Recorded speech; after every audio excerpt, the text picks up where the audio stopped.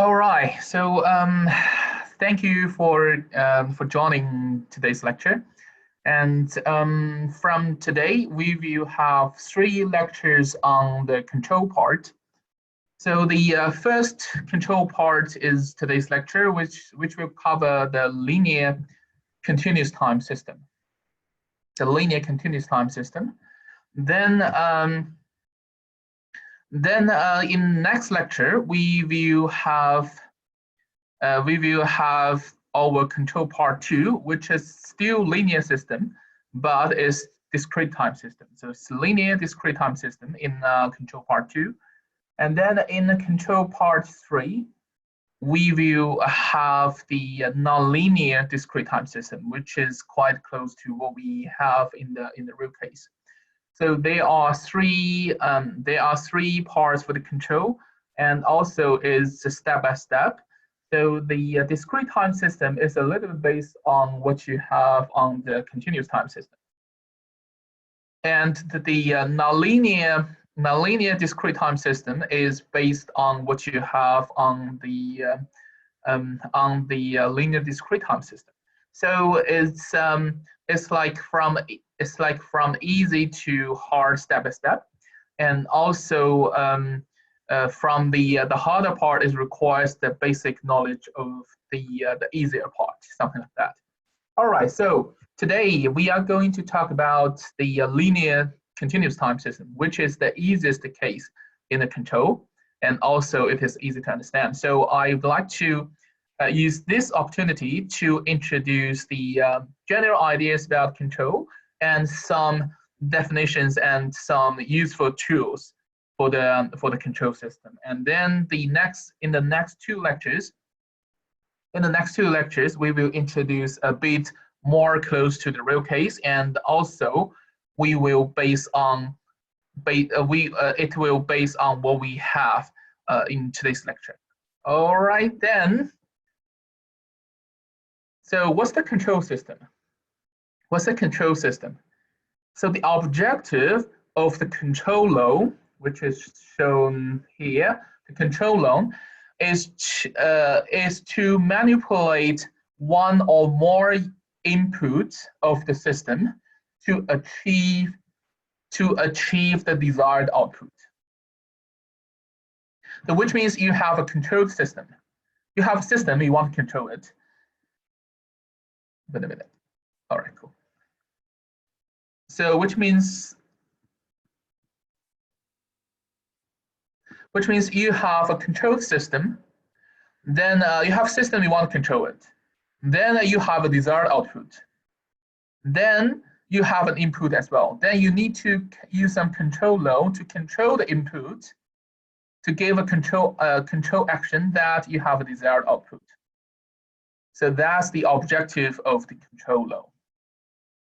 All right, and sometimes the controlled system is not that ideal because there are some disturbance on it. Then which means only using an ideal designed controller for the easy input, you may not get the desired output. Then in this case, we introduce sensors to get the information from the controlled system. It may be the output, it may be the state, it may be some information else. Then if you get the sensors, we'll get the information from the controlled system back to the controller. And then the controller will use the information they gathered from the control system by the sensors that will adjust the control to make the desired output. And in this case, this is the most of the cases we have, and that is called closed loop control system, or we call it closed loop feedback control system. And which means you use sensors, you need some kind of sensors to gather information from the control system. It may be the output, it may be the state, then back to the controller. Then the controller will use that information to redesign the control as the action on the control system to have the desired output. So that is the closed loop control system, or we call it closed loop feedback control system. Then we will introduce a little bit. We will introduce a little bit about this kind of like feedback control that can make a not stable system, unstable system to be stable. All right, so that's the introduction about the controls, about the control system. Then today we are going to introduce linear continuous time state space model. So a linear continuous time state space model, control model, can be formulated as this standard formulation. This standard formulation, which is x dot is equal to ax plus bu, and y is equal to cx plus du. Here, x is the state vector, which means it's the state. It changed with respect to time. Then here you have xt, right? So x is the state. Then the state can change with respect to time. And this in the state vector is not only a state, it can be a single vector, it can be a single value vector or scalar. It can be a vector as well with multiple variables. And u here is the control signal. If you remember, we controlled here as the user input, and u is the control signal, which you can consider it as the input. It can be a scalar, it can be a vector as well. And y here is the output. It also changed with respect to time. And the A, B, C, and D are the matrices with the proper with the appropriate dimensions. All right, so this is a general formulation of a linear continuous time state space model, or we call it linear continuous time control system. All right, and here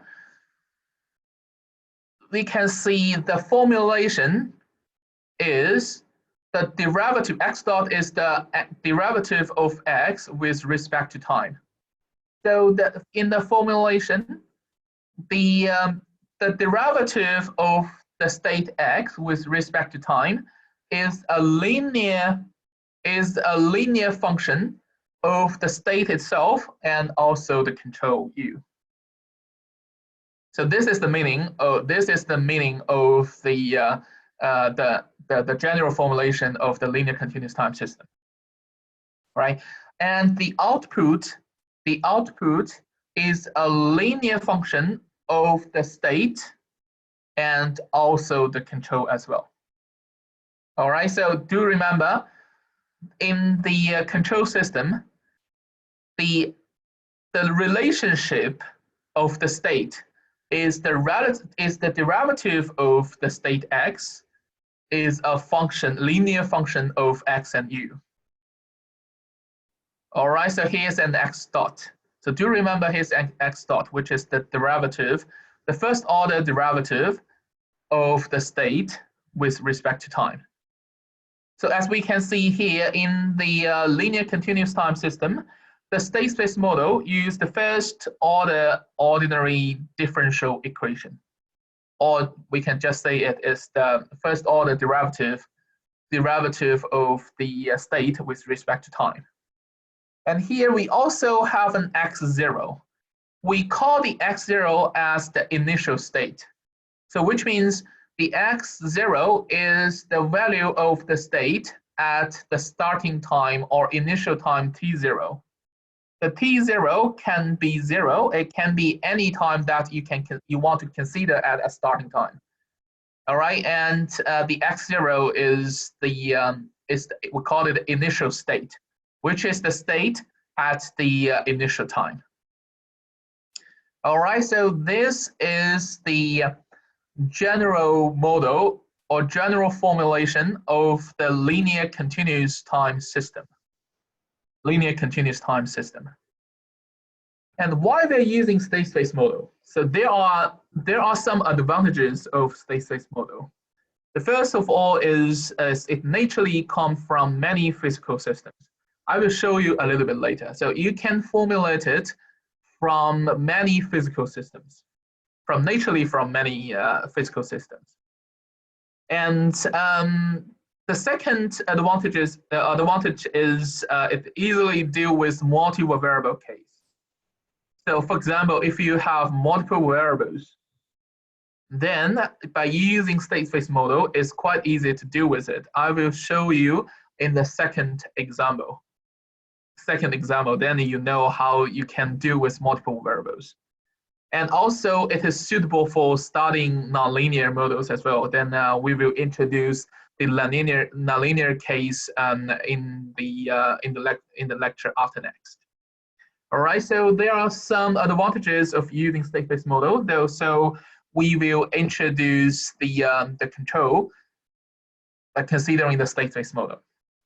All right, then here is one very simple example. We call it simplified dragging control, or we call it cruise control as well.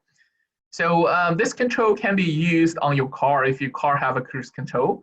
So the objective is to control the speed of the mass m, by the input, which is force u, the dragging force, the dragging force u, and the output will be the speed. Right, so the input will be a dragging force u, and the output will be the speed of the car or of the mass. But during this function, we will have a friction. Which is a linear function of the speed v with a coefficient b. So the friction will be the b times v. Right, so it's a very simple system. And we want to formulate the linear continuous time system, and with the input as the force u, and the output, which is the v, which is the velocity of the mass. All right. So what we can do is we can derive the function from the naturally physical meaning of this system. We can use the Newton's second law, which means the sum force of this mass will be equal to the mass m times the acceleration, right? If you remember. So from the Newton's second law, the sum of the force is equal to m times the acceleration a. Then we can formulate it as here. So the sum of the force is u, which is the dragging force, minus bv, which is the friction, right? So that's the total force it has.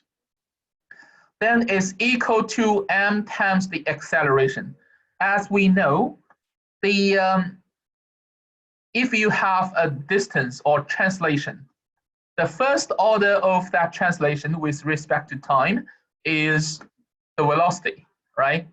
And the second order of that translation with respect to time, the second order derivative, that is acceleration. And also the first order derivative of the velocity with respect to time is the acceleration as well, right? So here we have m times v dot, which means the first order derivative of the velocity v with respect to time, which is the acceleration.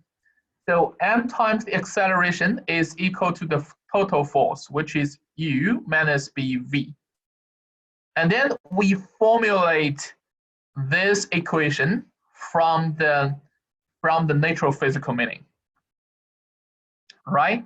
Then from that equation we can convert it to a standard state space model.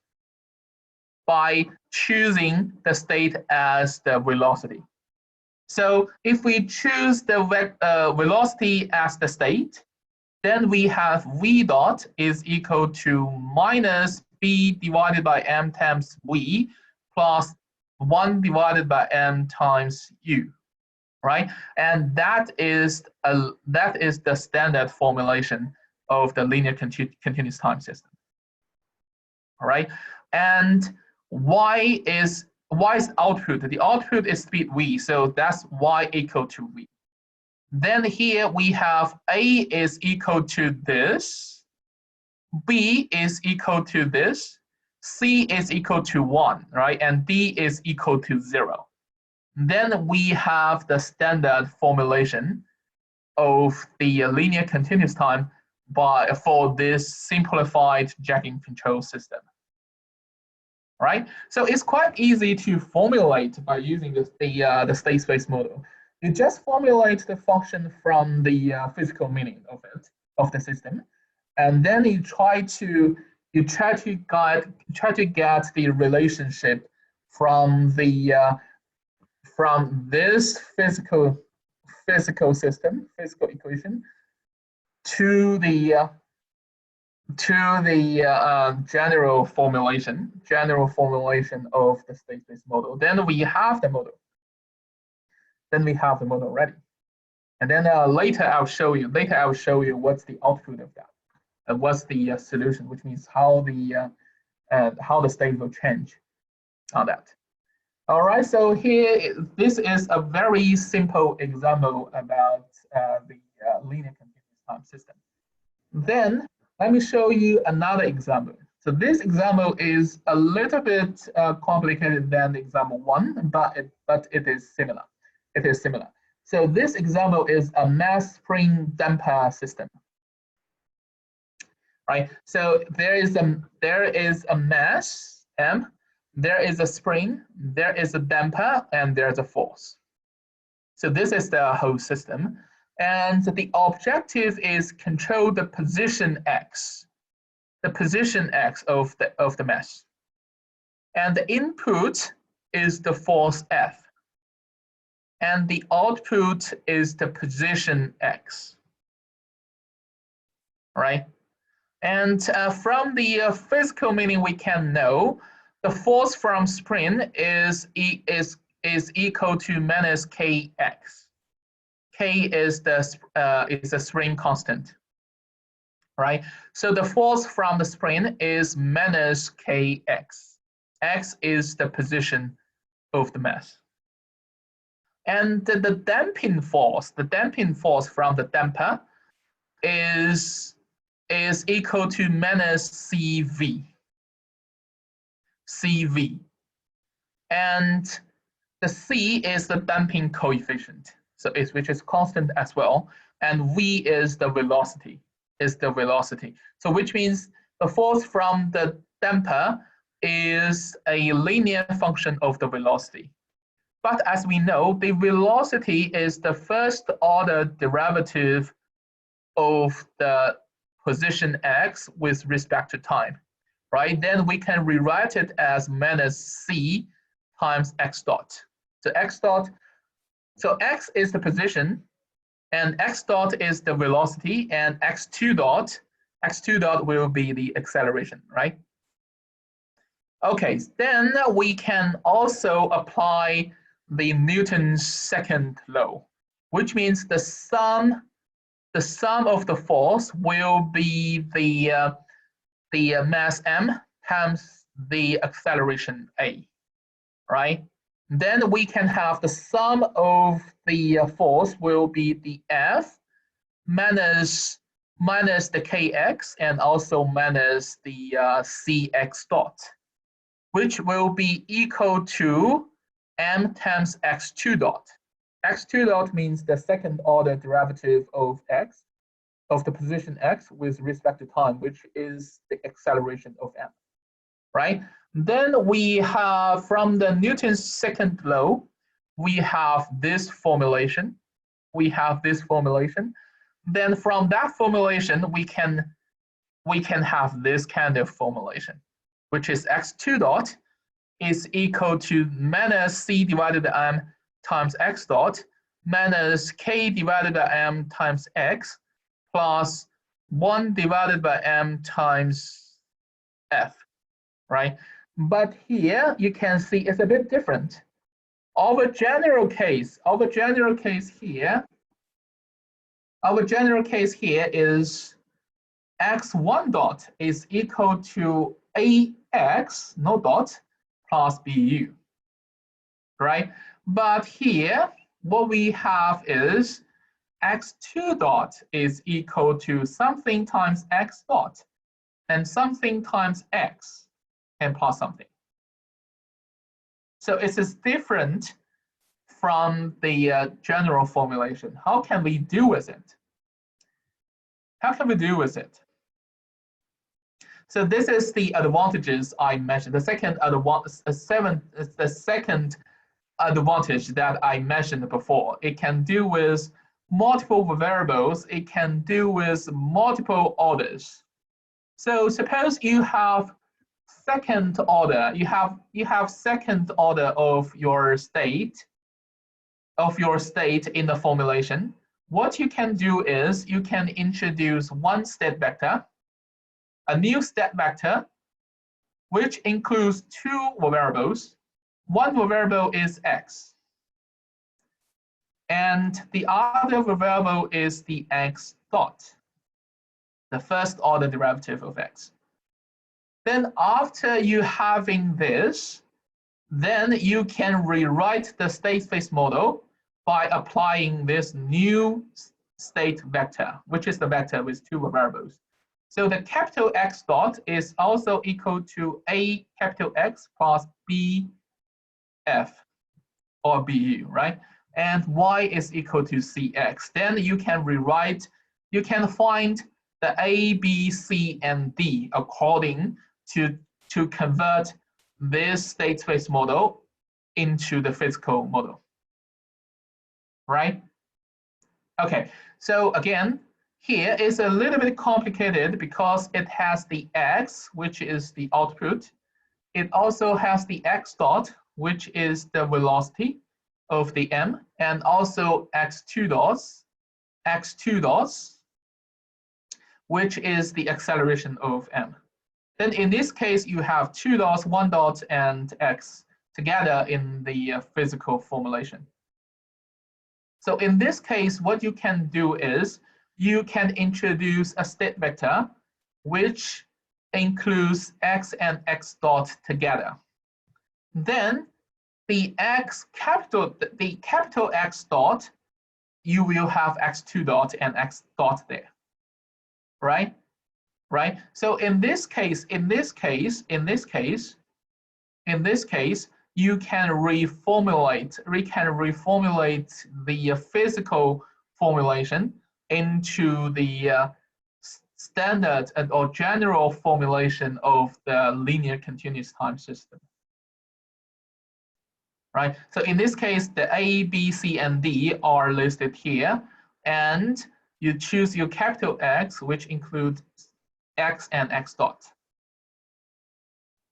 Right, and if you put all them back to this equation, if you put a b and the capital X into the first equation, then you will have the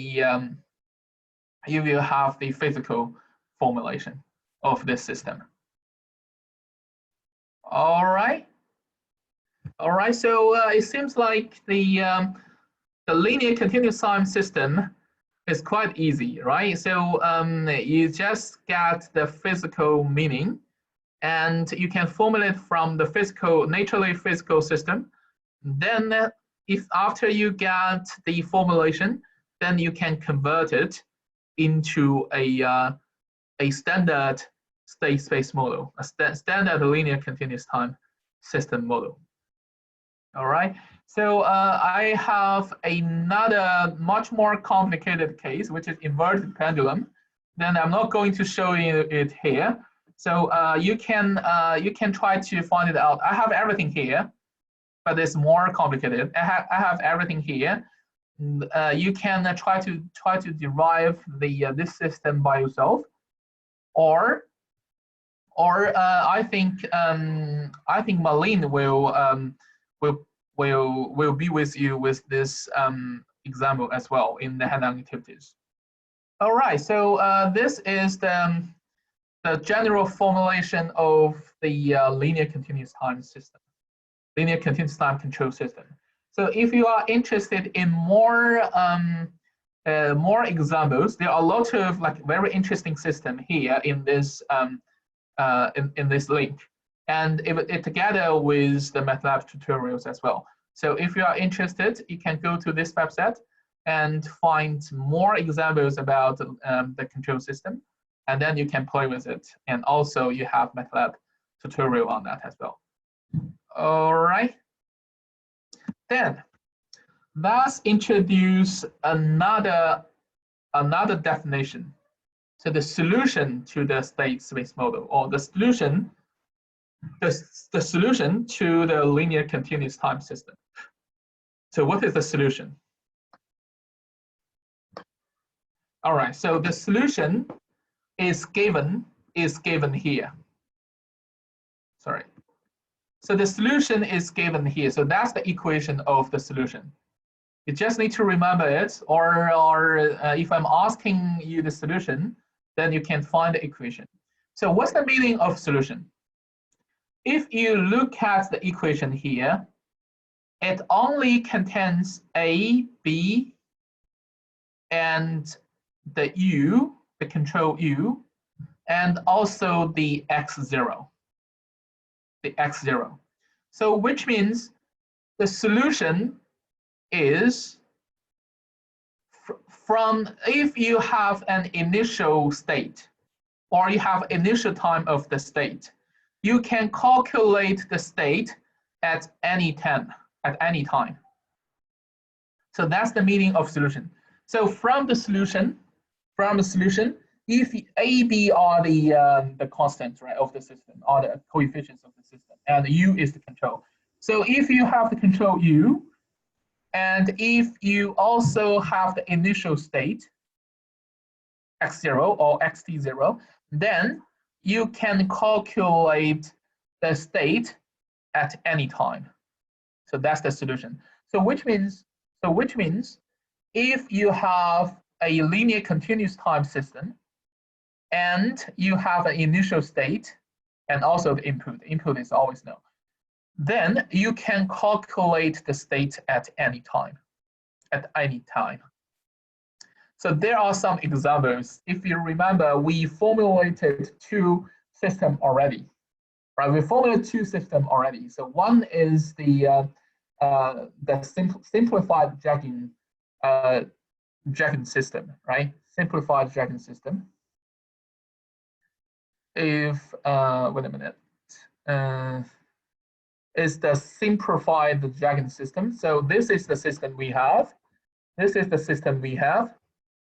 And if we run it, so this is what I formulated. So the code is, the codes I showed here are available on the ETS online. So wait a minute. No.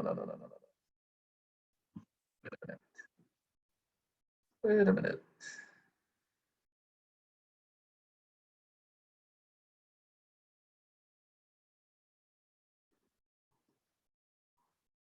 All right, so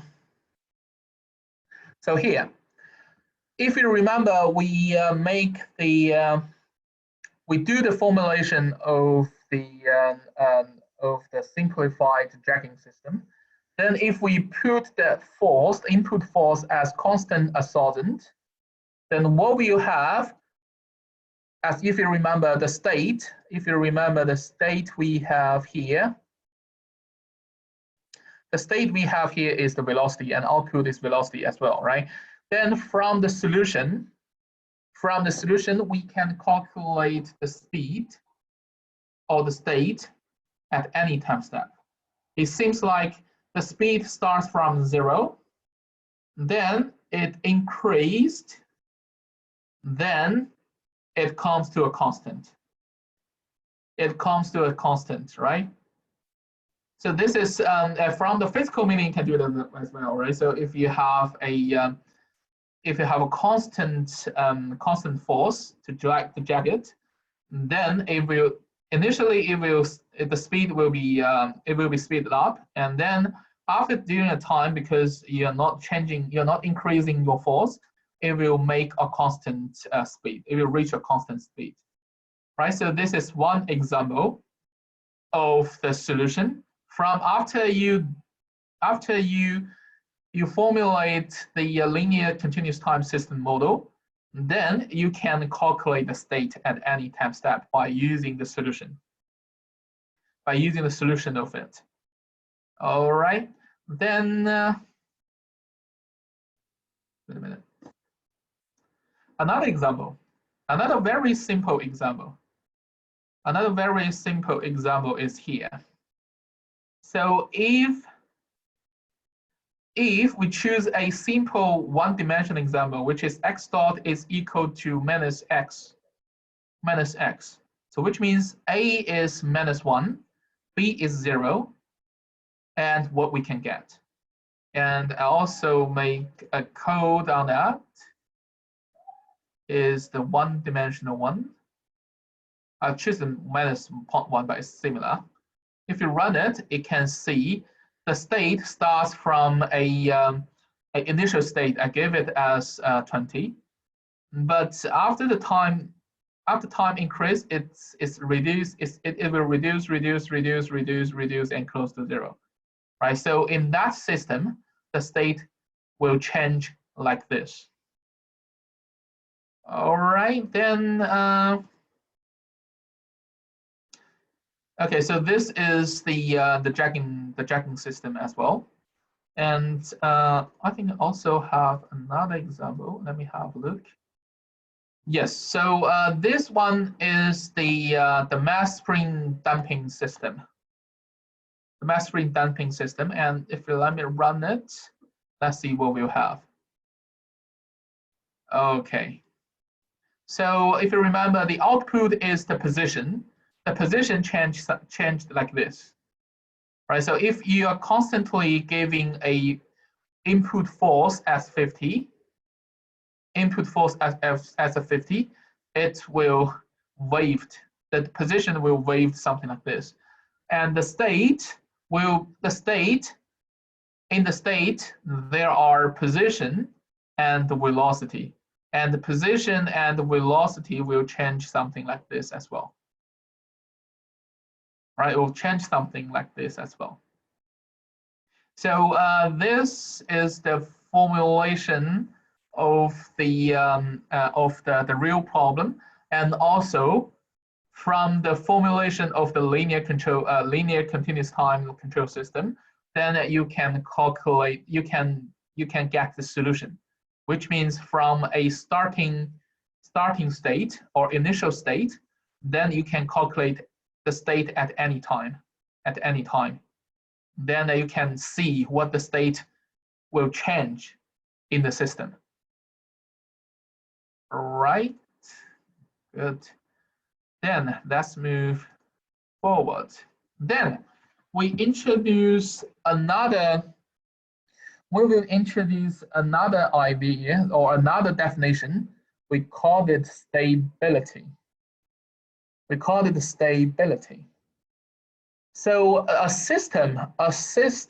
linear continuous time system is called asymptotically stable if for any initial state, the state x will converge to 0 as t increase indefinitely. So that's the definition of the stability of the system. All right. So what does it mean? So if you have a linear continuous time system, and if you can find as the time t increase, the state will converge to 0. Will converge to 0, then which means it is stable. Otherwise, it is not.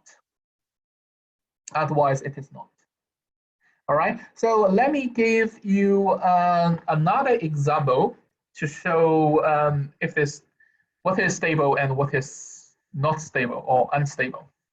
So again, if we come back to one-dimensional example, if we choose x dot, if we choose x dot is equal to minus x, then we've run it already. We get the state change like this, right? So in this case, we choose a equal to minus 0.1. So it's similar to 1. So in this case, if we're giving a starting state as 20, and as time increase, then the state will change and converging to 0. So in this case, it is stable. It is stable, right? But if we simply change it, if we change the a from minus 0.1 to 0.1, a positive 0.1, let's see what we'll get. Then in this case, we can see it still starts from initial state 20, but it increased during the increasing of time. Then which means it's not converging to 0, it increased from 20 to infinite, positive infinite. Then which means in this case, it is not stable. It is not stable. So we gave two very simple examples, to say which case is stable and which case is not. So there must be some criteria about that, right? Because we have minus 0.1 that is stable. Then we have positive 0.1 that is not stable. There must be some criteria to check if the system is stable or not, right? There must be. So the criteria is here. So the condition of the stability is that if all the eigenvalues of the matrix A has negative real parts or has negative real parts, then the system is stable. So which means there are several information here. The first information we got from this condition of stability is the stability of a linear continuous time system only depends on the matrix A. The matrix A. So there are A, B, C, and D 4 matrices, right? So the stability only depends on the matrix A here. The matrix A here. That's the first information. And the second information is, if you want to check the stability, the first thing is calculate the eigenvalues of the matrix A. The eigenvalues of matrix A. That's the second information. So the third information is, if all the eigenvalues are negative or have negative real parts, then that is stable. Which means, suppose you have two eigenvalues of a 2 by 2 matrix A, then one is minus 2, the other is positive 2. In this case, it is not stable, right? So the condition of the stability is that all the eigenvalues of A are negative or have negative real parts. All right, so if you find any single eigenvalue of a matrix A are not negative or have negative real parts, then it is not stable. All right, so there are three information indicated in the condition of the stability. Again, the first one is the stability, or if the system is stable or not, only depends on the matrix A, nothing else. Only depends on the matrix A. All right, only depends on matrix A. The second information is you need to calculate all the eigenvalues of matrix A to check if the system is stable or not. And the third information is if all the eigenvalues from matrix A are negative or with negative real parts, then which means it is stable. If any single eigenvalue of matrix A is positive, then that is not stable. All right. So that is the definition and condition of the stability of a control system. So we want to make the control system stable. Then then your system is stable. Then you can apply control to make it stable, right? To make it a constant or stable output, something like that. All right. Then the question comes to, if I want to check the stability of my linear continuous time system, the first thing is I get A out, right? I only get A out. And the second thing is I need to calculate all the eigenvalues of matrix A. Then how can I calculate the eigenvalues? A very easy way is to just use MATLAB or any single like software or coding software. Then you can get the eigenvalue. But the thing is, if you want to calculate by hand, especially in the previous final exams, and also quiz 2, then it is a restricted open book. You can't use MATLAB. Then in this case, you need to know how to calculate the eigenvalues by hand yourself, right? So here's an example. So if we have a matrix A which is -2, 0, 0, -3. So in this case, it's quite obvious. It is quite obvious. The eigenvalues are -2 and -3, and that is stable as well, right? But the thing is how you can calculate the eigenvalues, or if you find some other values on the off diagonal which are not 0, then how to calculate the eigenvalues. And here I'm going to show you how to calculate the eigenvalues by hand. So the eigenvalues of A are the solutions that the lambda times identity matrix I minus A, and you calculate the determinant, and it is equal to 0. Yeah, let me show you how to do it. I'm showing you it by using a Microsoft Word.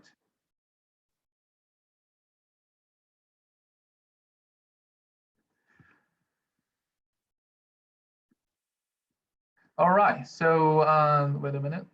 How can I move it a bit? Okay. So if I insert equations. All right, so suppose I have a matrix A. Wait a minute.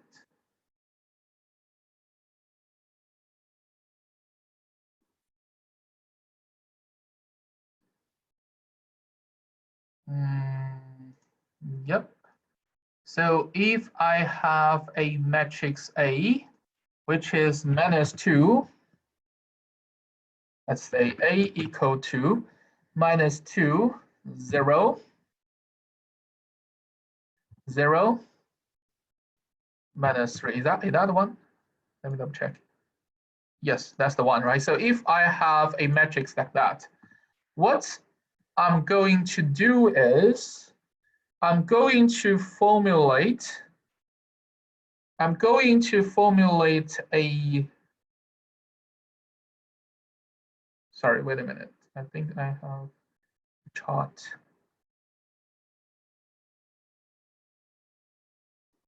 Okay, so let me talk about the final exam a bit later after this lecture. All right. Then what we want to formulate is the lambda I minus a, lambda I times a. So the lambda is the unknown of a variable we want to solve. Wait a minute. What happened? Okay. So if we still insert an equation here, a lambda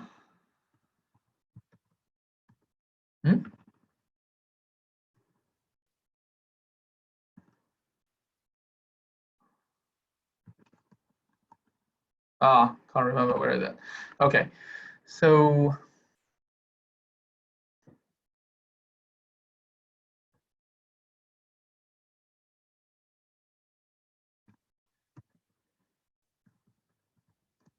yes, there we go. So lambda times I minus a.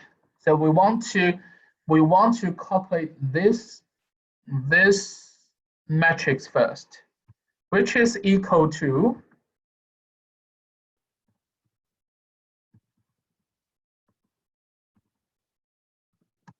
lambda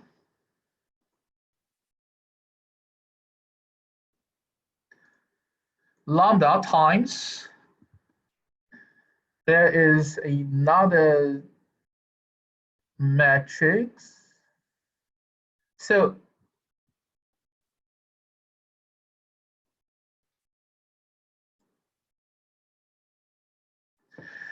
So this I is the identity matrix with the same size of matrix A.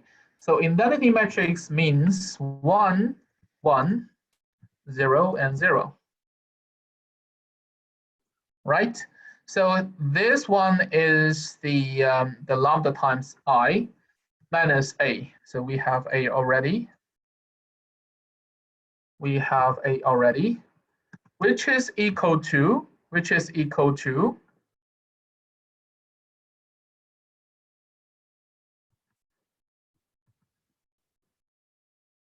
so lambda times I is lambda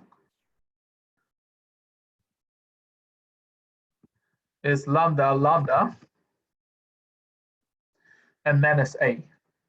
That is equal to that is equal to,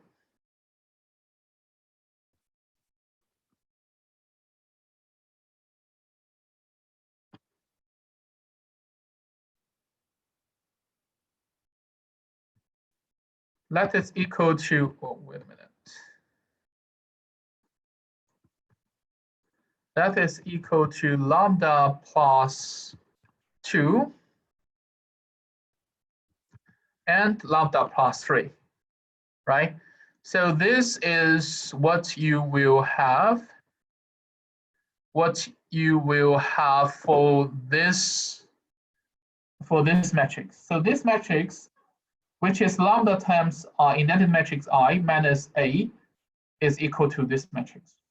All right, and the next step is to calculate the determinant of this matrix. The determinant of this matrix. The determinant of this matrix is quite simple. It is equal to this value times this value, minus this value times this value, right? Then we will have lambda plus 2 times lambda plus 3 minus 0 times 0, and we know that is equal to 0, right? Then in this case, we solve this equation. Then we have lambda. Then we have lambda equal to minus 2, or lambda equal to minus 3. right? So by applying this, you can calculate the eigenvalues. You can calculate the eigenvalues of the matrix A, of any matrix. Then, which means you first formulate another matrix, which is lambda times indented matrix minus A, and that indented matrix is the on the diagonal is all 1, off diagonal all 0, and the dimension will be the same as what you have in A, right? And the lambda times I minus A, you first calculate this matrix. After you have this matrix, you calculate the determinant of that matrix, right? And calculating the determinant means you use this variable times this variable minus this variable times this variable. And the determinant of this matrix is equal to 0. Then you calculate lambda. And all the values of lambda, all the solutions of lambda are the eigenvalues. And in this case, it's -2 and -3. And both of them are negative, then which means it is stable. All right, cool. So let's come back to the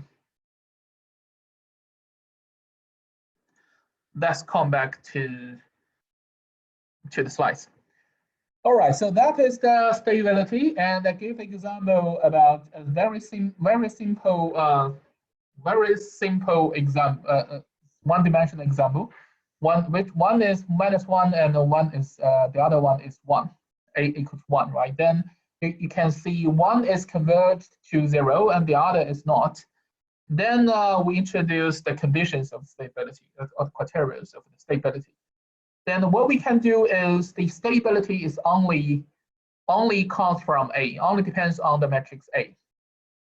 That's the first thing. And the second thing is you need to calculate all the eigenvalues of matrix A. And I've introduced how you can calculate the eigenvalues by hand by introducing this lambda I minus A. And you calculate determinant and equal to 0. You solve lambda. All the solutions are the eigenvalues. And if all the eigenvalues are negative or have negative real parts, then which means it is stable. Otherwise, it's not. All right. Then here is another example about the pendulum. I think Marlene will play with you as well. I just show you quickly pendulum control system. All right. So as you can see, we check the stability of that pendulum system. As you can see, there are 2 eigenvalues of that matrix A in that system, and one is one is something like this, and the other is something like that, right? Then what we have here is, then this is what they have for the output and also for the state. And for the state, right? As we can see, it's not stable, right? It's not stable or recorded. It's not asymptotically stable. So it's the state is something like that. It's like it's waving. It's from one side to the other. All right, then the other thing is, if you have a control system, and you first check if it's stable or not, right? You want to control, you want to make your system stable. But after you check the after you check the stability, you find it is not stable. What we can do? A very simple way is we call it pole placement, or we call it pole assignment or pole placement. The first thing of pole placement is we need to choose the state feedback control. A state feedback control law. So if you remember, we have the feedback control, closed loop control at the beginning when I introduced the control system. Then first we choose the state feedback control law, so which means our control U is not constant anymore. Is a linear function of the state, of the current state. Then this current state, suppose you can get it from sensors or from other things, right? Especially from sensors. Then which means we introduce this state feedback control, which means we replace the control u by minus kx. We replace the control u. It's not constant anymore. We change it as a linear function of the state. Then we put this control u back to to our control system, to our linear continuous time system. By replacing u, we have the original control system, which is equal to a minus bk times x. All right. So by choosing the state feedback control by choosing the state feedback control u to a minus kx, then we replace the u by minus kx. We have a new control system. We have a new closed loop system, and that is a minus bk times x. Then you can see from here the A matrix for the new closed loop system is A minus BK.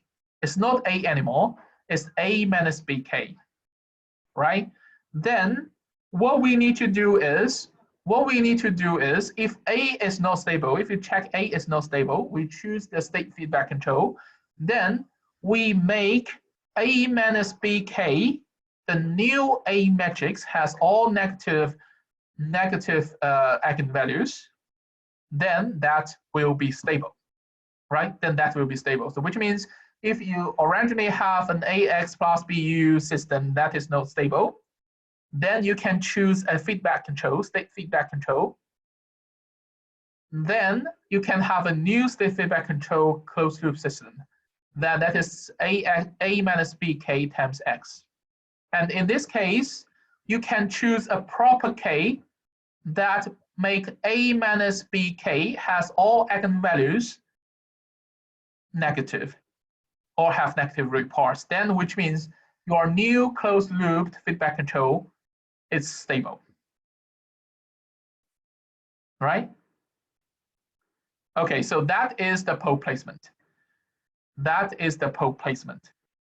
And here I give an example about the pole placement, Then suppose we have a system which is A equal to this and B equal to that. And it's quite obvious in A, the two eigenvalues are -3 and 1. That is not stable. That is not stable, right? Because there is one eigenvalue that is positive. That is not stable. Then we calculate, we choose K is equal to K1 and K2, and then we calculate the new A matrix for the closed loop, control system. So that is A minus BK is equal to this minus this, and you have a new one. You have a new A matrix which is A minus BK like this.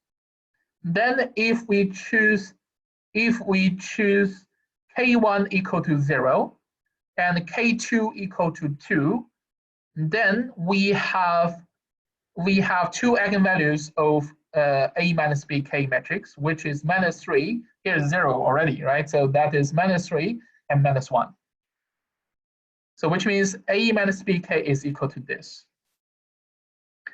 And both the eigenvalues are negative at the moment. So this new closed loop system is stable by using the pole placement. So this is the pole placement.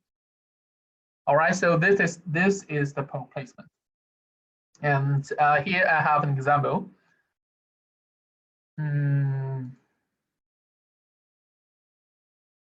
Here. All right, so if you remember, we've already showed that the mass spring damping system that is not stable, right? It's like waving is not stable. Then here, if we apply,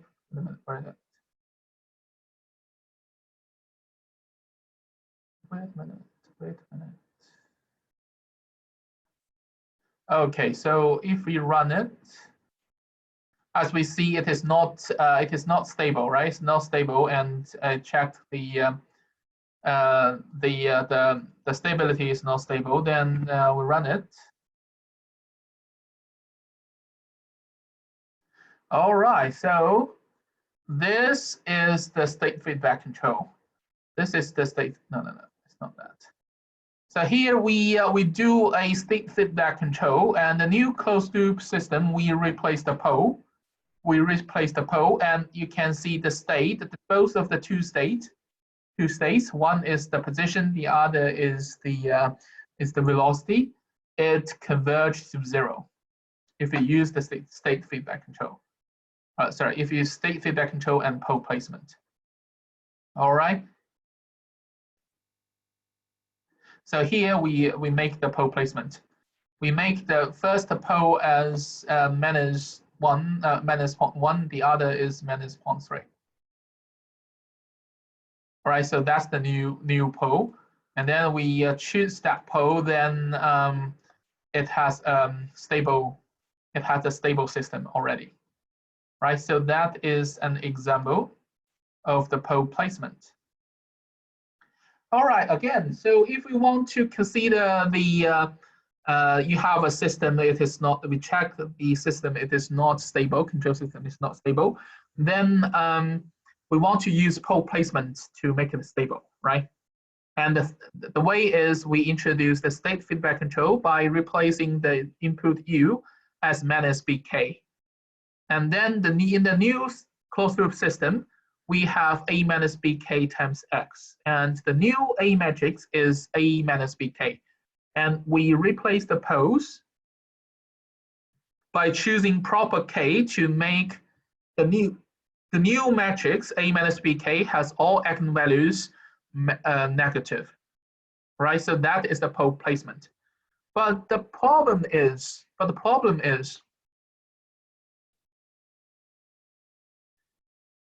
can we do this pole placement for all the systems or not? So can all the systems that we can apply for this pole placement to make it stable?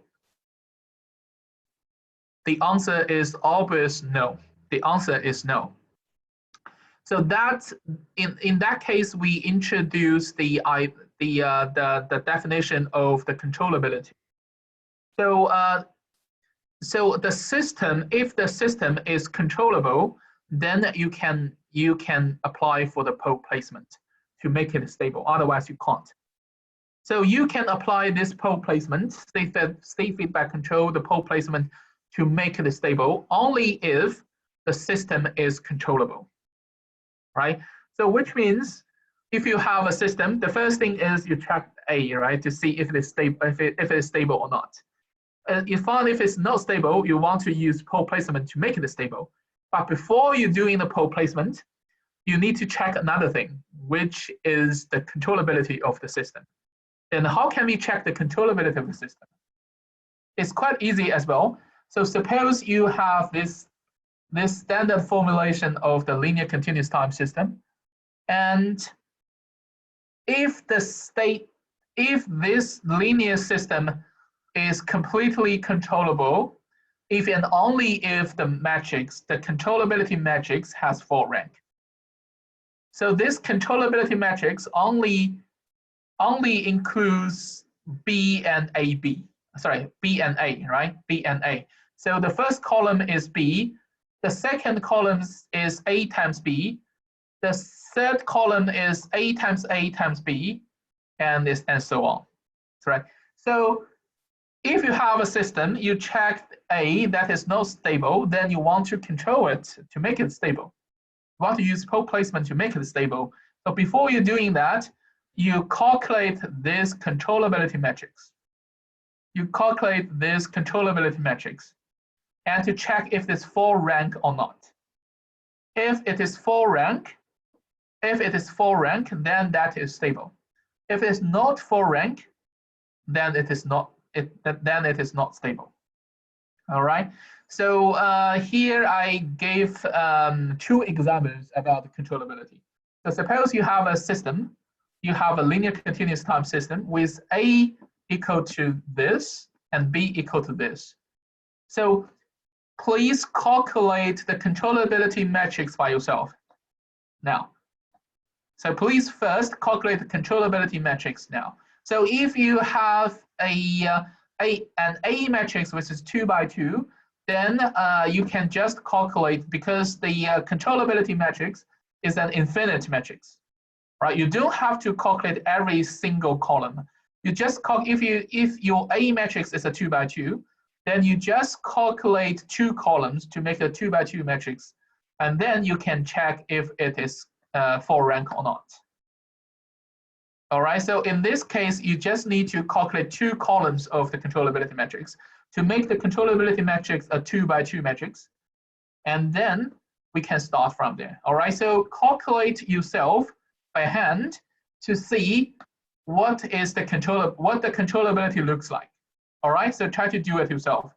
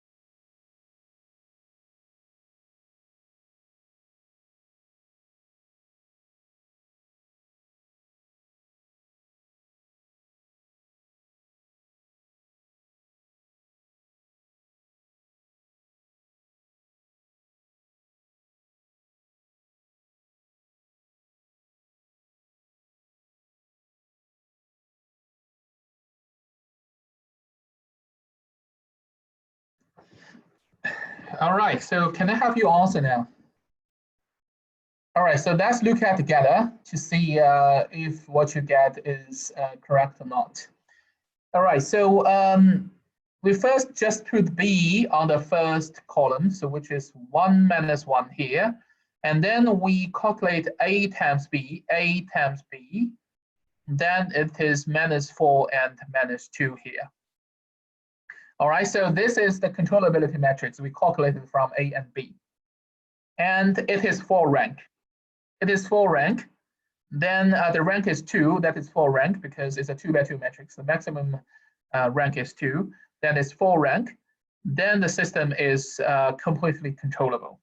I'm going to show you another example, and then I will show you how to check the if it's 4 rank or not. All right. So this is in this system we first calculate the controllability matrix here, and then we check if it's stable or not. It is 4 rank or not. It is 4 rank, then there's controllable. All right. Then here I have another example. So try to calculate yourself, maybe just in 2 minutes. Try to calculate yourself to make sure you know how to calculate it. So first, try to calculate the controllability matrix yourself, and then we can start from there, right, in 2 minutes. All right.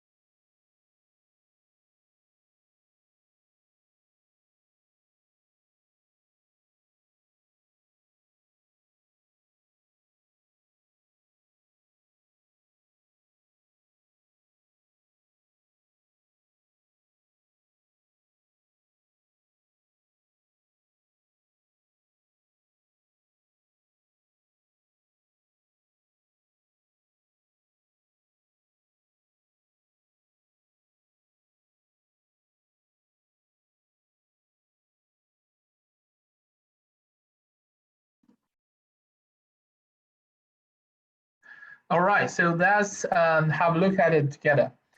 So in that, this is the answer. If you calculate B and AB, you will get something like this.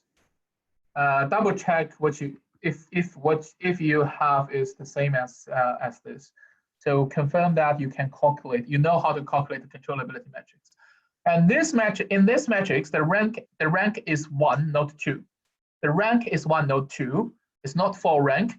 Then it is not controllable. It is not controllable. So it's like it's a little bit different from matrix A. Then it will result in a very different controllability properties, right?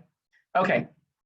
Then let me show you 2 ways about how to check if it's 4 rank or not. 4 rank or not.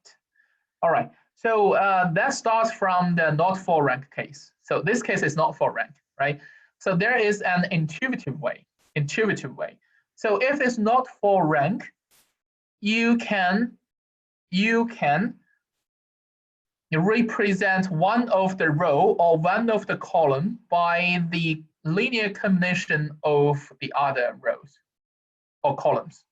For example, in this case, if we consider this column, that is 1 and -1, right? And if we look at the second column, it is -2 and 2. So which means if we time -2 on the first column, then we have the second column. Then which means the second column can be presented as a linear function of the first column. Then in this case, it is not for rank. All right, so it is not for rank. So if you can find one row or one column can be presented by the other one by a linear function, then that is not for rank. Right? So for example, in this case, if we consider the rows, if we time -1 on the second row, then we can get the first row, right? Then in this case, it is not for rank. It is not for rank. Then if we come back to the for rank case, so in this case, you can't get the linear combination of one of the row which can present the other, right? So in this case, that is for rank. That is the intuitive way. And there is another mathematical way as well. There's another mathematical way. That is, if you remember, when we calculate the eigenvalues, right? So we use determinant. You can calculate the determinant of this matrix.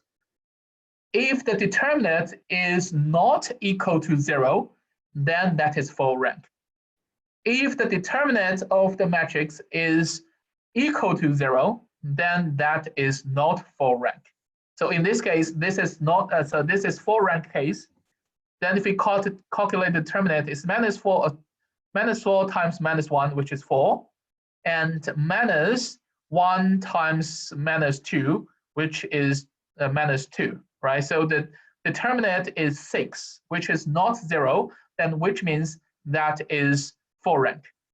Then if we go back to this not for rank case, we can calculate, so the -2 times -1 is equal to 1. Then -1 times 2, which is, -2 times -1 equal to 2. And -1 times 2 equal to, -1 minus 2, which is 0. Then which means the determinant of this matrix is equal to 0. Then which means that is not for rank. Then it's not controllable. All right. So so for the controllability, even though the controllability only depends on the matrix A and B. And the first thing for the controllability is you need to calculate the controllability matrix first, which is BAB or BAB A times A times A times B, something like that. It is an infinite matrix, but you don't have to calculate all the columns, right? So for a 2x2 matrix A case, then you can just calculate 2 columns and that's it. And the next thing is you need to know the criteria about controllability. So if the controllability matrix is for rank, then that is so that system is controllable. If it's not for rank, it's not controllable. And then the next thing comes to how can we check if it's for rank or not? So there are 2 ways. I introduced 2 ways. One way is intuitive way, so which means if you can find a column or a row which can be represented as a linear function of the other one. In this case, if we time -2 on the first column, then it will equal to the second column. So in this case, it is not for rank. Right, so this is the intuitive way. And the mathematical way is you calculate the determinant of this matrix. You calculate the determinant of this matrix, of this controllability matrix. If the determinant is equal to 0, then that is not for rank. 0 means not for rank. If the determinant is not equal to 0, then that is for rank, and which means that is controllable. All right, so that is controllable of the linear continuous time system. Then let's go to the linear quadratic optimal control, or we call it optimal control.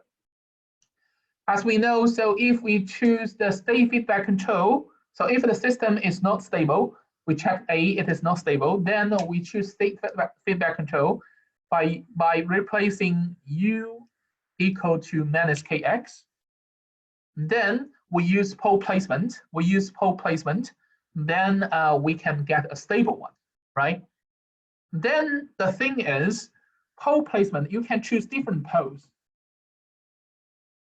to make it stable, right? So in this case, if it's a one-dimensional one, then we choose K, we choose the first K as 2, then we get a state change like that.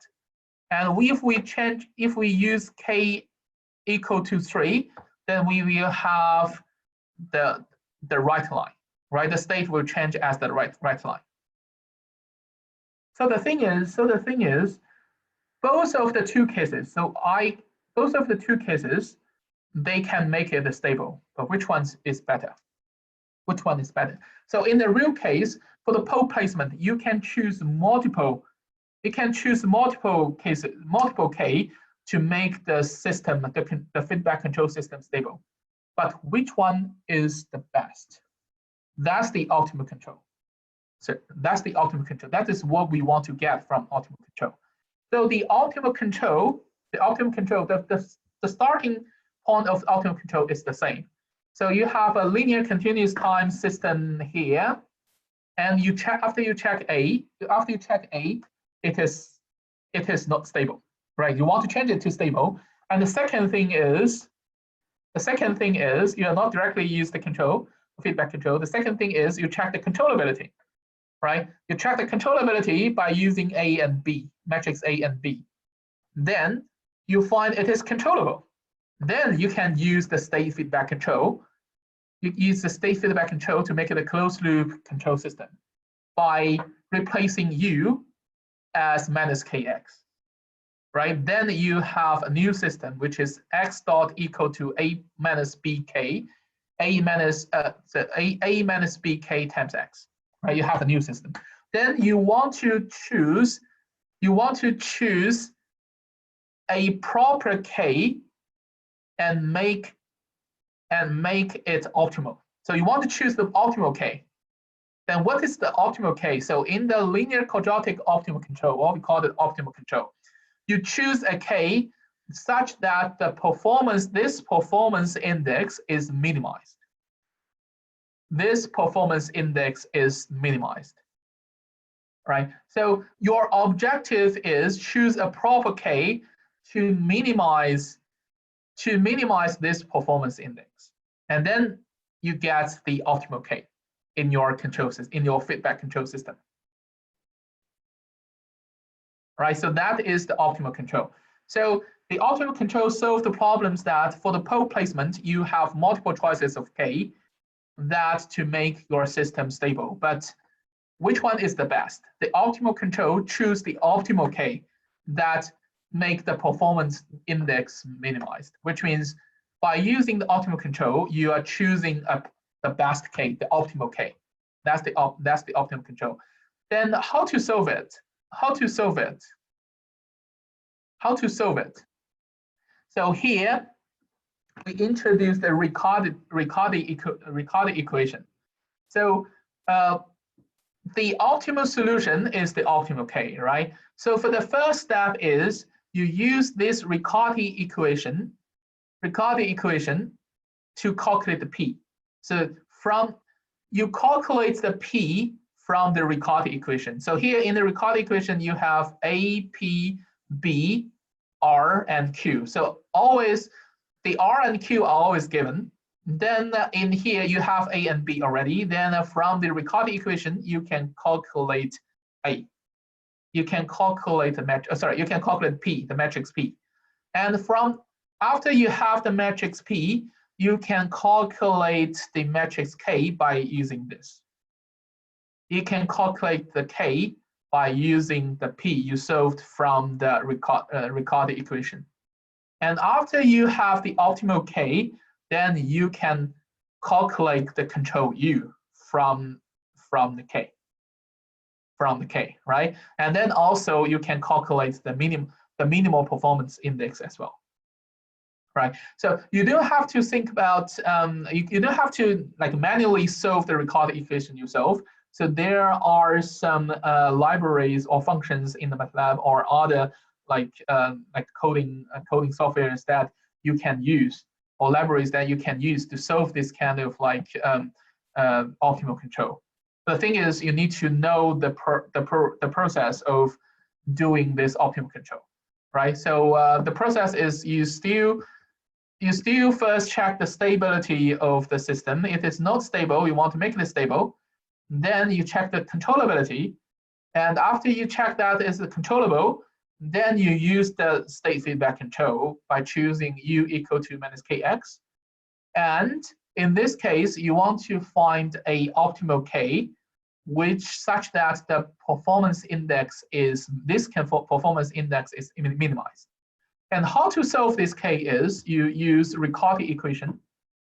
You solve P from the Ricardo equation, and from P you can calculate K, and from K you can calculate U, and you can also calculate the minimal performance index as well. So this is the solving process of the optimal control to get the optimal K in this case. All right, so there are some examples about the linear quadratic control, then optimal control. Then you will definitely work on that during the handout activities. Okay, so let me give a summary about what we have in this lecture. So first, we introduced the control system. Then we introduced the very simple case, which is the linear continuous time system, continuous time control system. Then we try to formulate the system from the real cases, right? So from the physical meaning of the real cases, then we can formulate the real cases as the linear continuous time systems, right? And after you have the systems, there are some properties about the linear continuous time system. So the first one is the stability. The stability means if the state can converge to zero when the time increase, right? And how to check the stability of the system is it only depends on the matrix A. It only depends on the matrix A. You calculate all the eigenvalues of matrix A. If all the eigenvalues are negative or have negative real parts, then which means it is stable. All right, and I've shown you how to calculate the eigenvalues by hand. And for a relatively small scale matrix A, for example, a 2x2 matrix, you can easily calculate all the eigenvalues, both of the eigenvalues on it, right? And then another thing is, after you formulate your system, you have a real system, you formulate it as a general linear continuous time system. Then you check the stability, you find it's not stable. You want to make your system stable. What you can do is you can do pole placement. And how you can do pole placement is you first using the state feedback control law, which is U, the control U is equal to minus KX. That is a closed loop control. So you use your input of the control as the linear function of your state, which can be some of the cases you can observe from your senses to the system, to observing the system, right? And then for the new system, then the new A matrix will be A minus BK. And you just choose a proper K that should make A minus BK has all the eigenvalues negative or has negative real parts. And then you use the pole placement, or you use the state feedback control to make it as a closed loop control that you can that you can make it stable. Right? Use the feedback control to make it stable. But the thing is, not all the systems you can do that. Then what you need to do before you're doing pole placement or use feedback control is you need to check the controllability. And the controllability only depends on the matrices A and B. And your first thing is to calculate the controllability matrix. And the second thing is check if it's full rank or not. Right? And I've shown you two ways to check if the matrix is full rank or not. One is the intuitive way. The other is the mathematical way, which is the determinant. Right? And after you check if it's full rank or not, then you know the controllability. Right? So if the controllability matrix is full rank, then it's controllable. Otherwise, it's not. Right? Okay, so you check this controllability, then use the pole placement to make it stable. But the thing is, in the pole placement, you have multiple choices of K. Which one is the best? Which one is optimal? Then we introduce the optimal control, So the optimal control is to find the proper K that the performance index is minimized. Right? Then how to solve it is you solve the P from Riccati equation, then you can get K from P, then you can get U from K. And you can also calculate the minimum performance index as well. Right, so that is all for today's linear continuous time system. So in the tutorial, you will have some practice on this kind of linear continuous time system, and you can use some libraries or functions from MATLAB to deal with that as well. And in the next lecture, we will introduce linear discrete time system. So it's still a linear system, but it's a discrete time. It's not continuous time. So here, as you can see, there's an x dot, which means x is continuous. Your state is continuous with respect to time. But in the next lecture, I will show you if your state is not continuous. That is for most of the cases or a lot of the cases in the real.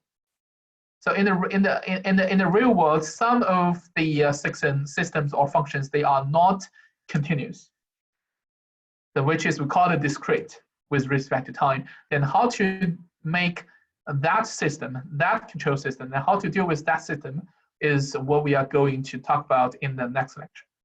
All right, so this is all for today. And also, I think I have a question. Wait a minute. I think I have a question about the final exam, right? So the final exam, as I mentioned before, it is 30% instead of 50. It's 30%. It's 30% now, and it will be 2 or 3 long answer questions. I don't want it to be too many questions there because it's only 30 minutes, and you have enough. I haven't decided how long you will take, but I do promise you have enough time to work on it. And the university will organize the time that the final exam will take in the exam period in that 2 weeks. Then I will. It's not 100%. It's not 100% approved, but I'd like to put the questions on the UTS Online, and then I will let it. I will let it available during the exam time. Then you can download it, and then, or you don't have to download it. You can answer the question on the paper, on your paper or on your notebook. Then you can take a picture on that, and you can upload it on the UTS Online.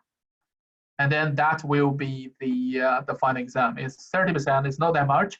I do suggest you to do it well on the group projects, because it's 50%. That is the most weighted part. All right. So That is the exam. And then we also have quiz 2. So quiz 2 will perform similar as what I mentioned for the final exam. So I want to make the final exam similar as what we performed on quiz 2. So on quiz 2, you still get the questions on the UTS Online, and then you just write down your answers on the paper. You take a picture or you take a scan, whatever, then you submit it on the UTS Online in time. So this is what we are going to do for both quiz 2 and the final exam. And quiz 2 is 15%, and the final exam is 30%. All right. So another question is the meet report. The meet report for the group project. So that is a report. Instead, it's a review report instead of a proposal. You can include some of the information to make your some of the information from the proposal that you can make your report clear. For example, what you are going to do. You have introduction about that. You have deliverables on that, and you have arrangement on that. And then the report is mainly about what you have done. What the project has been done by you, because it is submitted individually. So you only need to you can mention anything in the proposal that the organization of the project and the deliverables of the project and also the plan of the project, right? And based on that, you need to mention what you have done by yourself. What you have done by yourself until this Sunday, all right? What you have done by yourself, all right? And why the work that you've done align with what you propose in the proposal, right? For example, in the proposal, your management is team member A is working on the for example, working on the grasping. And group member B is working on the object recognition, and group member C is working on the integration or something like that, right? So if you are group member 1, and it's better you mention first what you've done already, and the second thing is how it aligned with your project management. For example, I'm working on that. I'm 80% finished about that part, about the grasping, and in the plan of the proposal, I need to finish that before let's say end of May or something, but I'm nearly finished it on the 10th of May, something like that. So so that is a meet review report. So which means you need to say what you've done.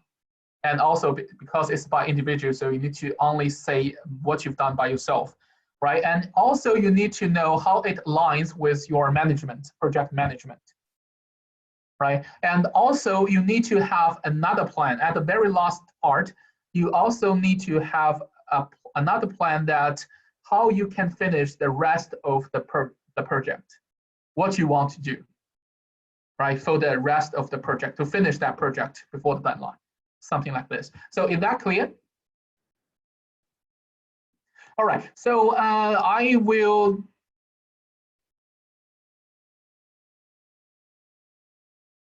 Okay, so there's no limit about the report. I do suggest you need to include as much detail as possible in that report, what you've done. So from that report, I can see what you've done already. I can see what you've done in that project, right? And also you have a very clear idea about during that project management, what you've done already and what's left.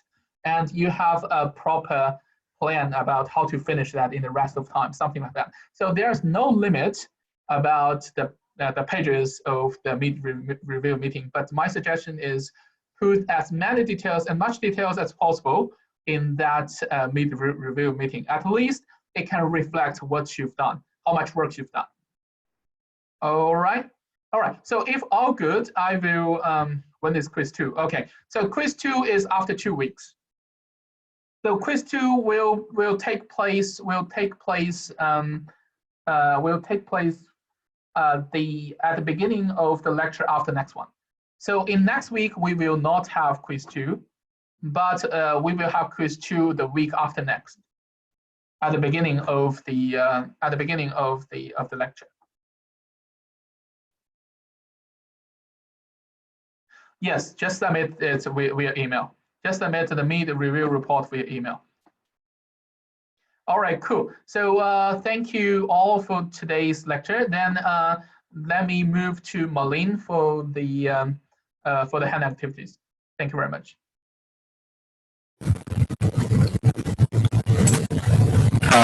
Hi, Yang. Could you allow me to share the screen? Yeah, sure. I'm doing it now. Yep, just wait a minute. Sure.